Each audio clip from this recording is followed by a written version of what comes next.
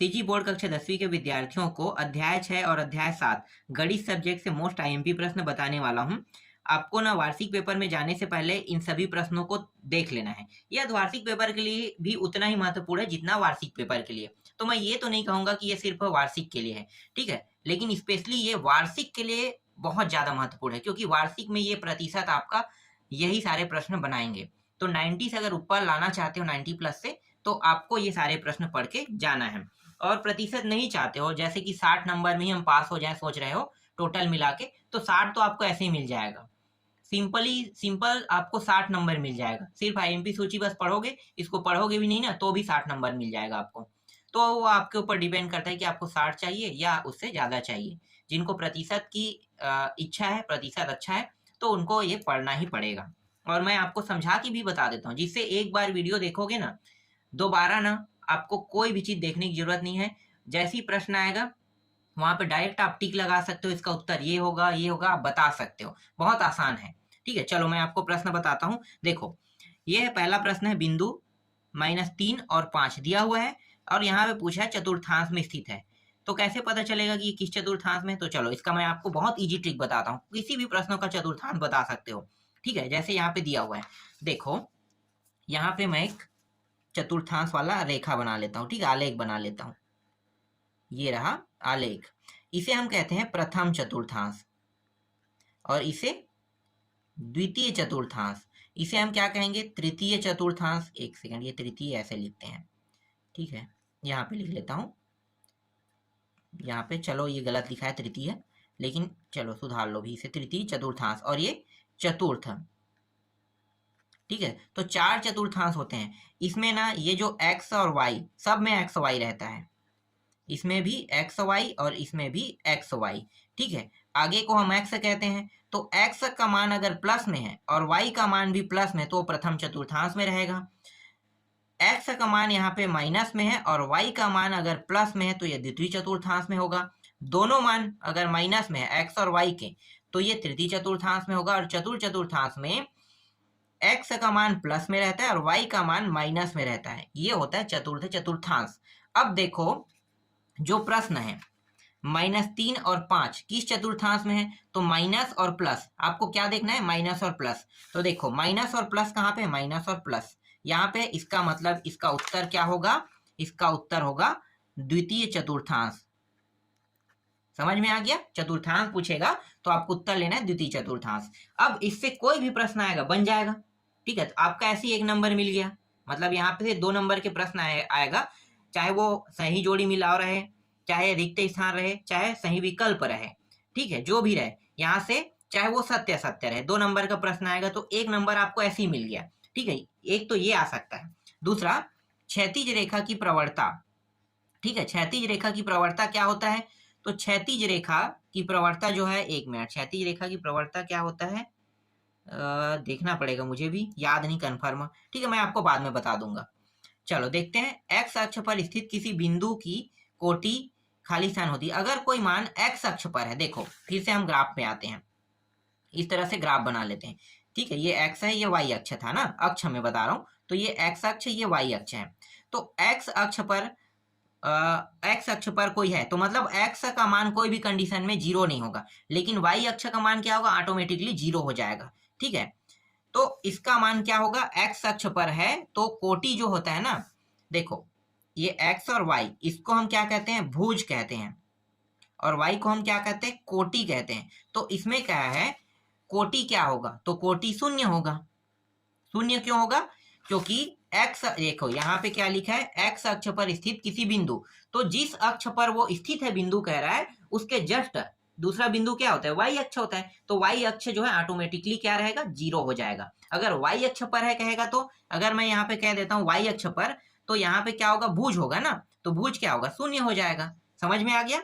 ठीक है, आगे देखो, बिंदु 7 और 0 दिया हुआ है यहाँ पे, किस अक्ष पर है? तो देखो ये x है और ये y है, तो x का मान कोई भी कंडीशन में 0 नहीं हो रहा है, तो इसका मतलब क्या है? ये x अक्ष पर है, ठीक है, x लेना है। अगर ये 7 इस पर होता तो y अक्ष पे होता, ठीक है, और x का मान 0 होता, तो मान लो 0 और 7 लिखता, तो ये किस अक्ष पर चला गया? जो मान 0 है उस अक्ष पर कभी भी नहीं रहता है। तो किस पे रहेगा, ये y अक्ष पर रहेगा। समझ में आ गया, ठीक है, यही चीज आपको देखना है। नेक्स्ट देखो, दोनों अक्षों के कटान बिंदु को खाली स्थान कहते हैं। दोनों अक्षों के कटान बिंदु को हम कहते हैं मूल बिंदु कहते हैं। मूल बिंदु, मूल बिंदु का मान क्या होता है, 0 0, ठीक है, यही है मूल बिंदु।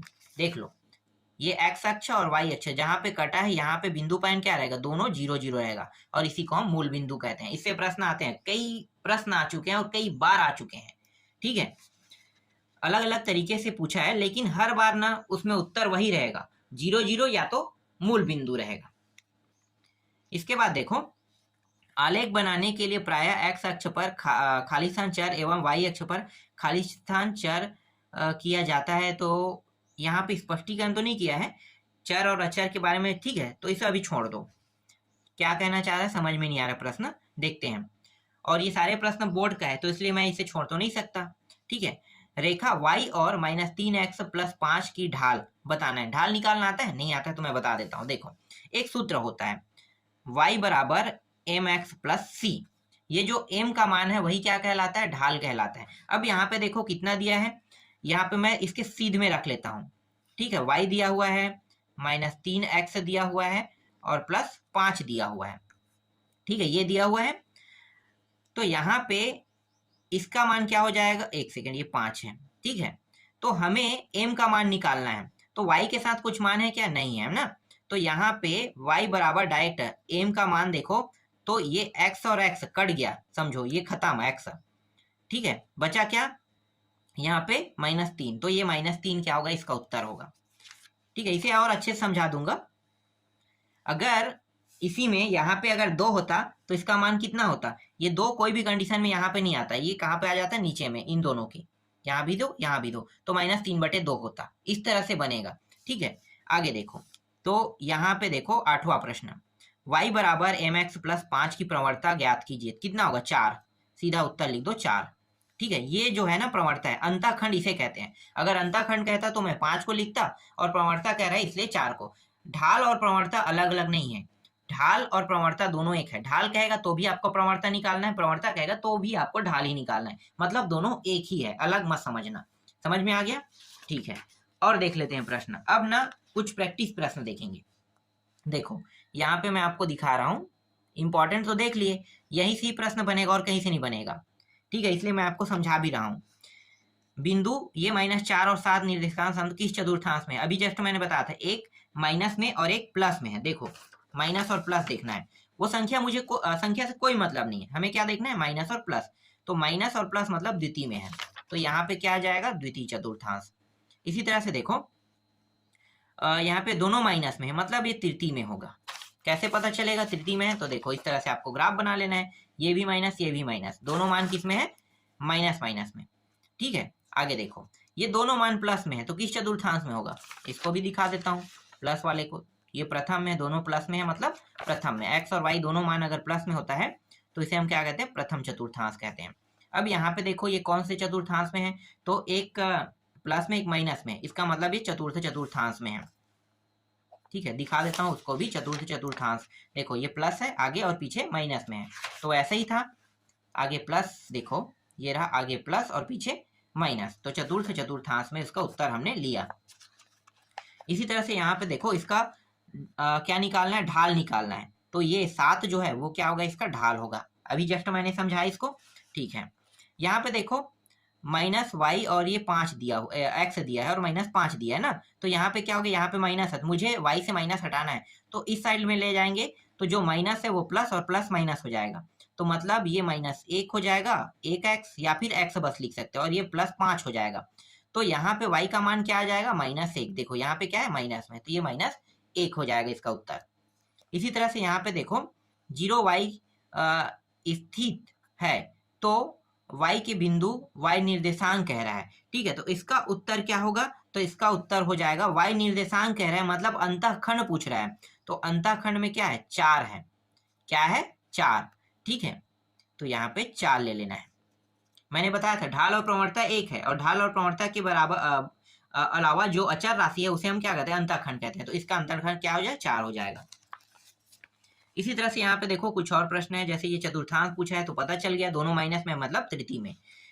एक प्लस में एक माइनस में मतलब ये चतुर्थ में है, ठीक है। ये माइनस में प्लस में मतलब ये द्वितीय में है, ये प्लस और माइनस ये भी चतुर्थ में जाएगा, फिर ये द्वितीय में होगा, ठीक है। तो ये सब बन गया, बहुत आसान था। चलो अब यहाँ पे देखो रिक्त स्थान, रिक्त स्थान में देखो ये दोनों माइनस में कौन सा है, तृतीय लेना है, ठीक है। तृतीय में दोनों माइनस में रहता है। y अक्ष पर स्थित किसी बिंदु का y निर्देशांक कोटि खाली स्थान होगा तो क्या होगा, शून्य होगा ना, मैंने अभी जस्ट बताया था क्या होगा, शून्य। निर्देशांक समतल पर दोनों अक्ष परस्पर खाली स्थान होते हैं, तो निर्देशांक समतल पर दोनों अक्ष जो है वो परस्पर क्या होते हैं, लंबवत होते हैं, लंबवत। मैं इसको दिखा देता हूं कैसे लंबवत होते हैं, देख लो। ये ऐसे गया और इसको काटते हुए ये इस तरह से गया, तो इसे हम लंबवत रेखा कहते हैं, इसलिए यहाँ पे लंबवत ले रहे हैं। y अक्ष पर स्थित किसी बिंदु का x निर्देशांक मतलब भुजा, ठीक है, या भुज बोलते हैं इसे, भुज खाली स्थान होगा तो ये भी शून्य होगा। मैंने इसको भी बताया था आपको, समझाया शुरू में, समझाया भी था, ठीक है। मूल बिंदु के निर्देशांक 0 0 होते हैं। ये प्रश्न अक्सर आते रहते हैं, 2008 में भी आया था, इससे पिछले भी आया था और कई बार आ चुका है मतलब ये प्रश्न, तो याद रखना ना। एक्स अक्ष की प्रवणता बताना है, तो एक्स अक्ष की प्रवणता क्या होगा, अगर मान दिया तो ठीक है, नहीं दिया तो क्या होगा, 0, ठीक है। यहाँ पे कोई भी मान नहीं दिया इसलिए 0 लिखेंगे। वाई अक्ष की प्रवणता भी क्या हो जाएगा, वाई अक्ष की भी प्रवणता 0 होगा, या 0 ना लिख के हम क्या लिखते हैं, इसको वाई अक्ष को डायरेक्ट लिख देते हैं अपरिभाषित, अपरिभाषित। शून्य भी लिखोगे तो भी कोई प्रॉब्लम नहीं है, ठीक है, लेकिन शून्य लिखेंगे तो वो अपरिभाषित नहीं होगा, क्योंकि जो सूत्र होता है वो होता है, मैं दिखाता हूं आपको, y बराबर mx प्लस सी। तो प्रवणता y के मान के ही साथ डिसाइड किया जाता है। अगर मैं इसे शून्य कर दूंगा तो पूरा मान क्या हो जाएगा, खत्म, मतलब अपरिभाषित हो जाएगा, इसलिए इसे अपरिभाषित कहते हैं, ठीक है। 8वां देखो, यदि किसी बिंदु के निर्देशांक 8 0 हो तो यह बिंदु खाली स्थान अक्ष पर है, तो ये कौन से अक्ष पर है, आगे x है ना, तो x अक्ष पर है, और ये पीछे जो है 0 है। अगर यहाँ भी कुछ मान होता तो दोनों में होता है, x y में, लेकिन सिर्फ आगे बस में 8 दिया और पीछे का मान 0 है, मतलब x अक्ष पर है। इसी तरह से देखो यहाँ पे किसी बिंदु के निर्देशांक -4 0 हो तो बिंदु किस अक्ष पर है, फिर से देखो आगे वाला बस है तो ये भी x अक्ष पर होगा। ये किस अक्ष पर है, देखो पीछे में 5 दिया, आगे 0 है, मतलब y अक्ष पर है, क्योंकि ये पीछे y है, ठीक है। आगे देखते हैं, इसके बाद देखो सत्य देख लेते हैं। कोई, एक मिनट आपको दिखाता हूं मैं, ठीक है। देखो कोई रेखा x अक्ष को जिस बिंदु पर काटती है उस बिंदु की मूल बिंदु दूरी x अंतःखंड कहलाती है, क्या ये सत्य है, ये सत्य है। बिंदु यहाँ पे देखो ये y अक्ष पे का है, ये भी सत्य है, क्योंकि पीछे वाला क्या है, 5 है ना। और यहाँ पे देखो ये क्या कह रहा है, a 4 5 y अक्ष से लंबवत दूरी 5 इकाई पर है, क्या ये सत्य है, यह सत्य है। यहाँ पे ऐसा कुछ नहीं बनेगा, ठीक है। y अक्ष से लंबवत 5 दूरी पर, 4 दूरी पर है जबकि ये, ठीक है। चलो आगे देखते हैं।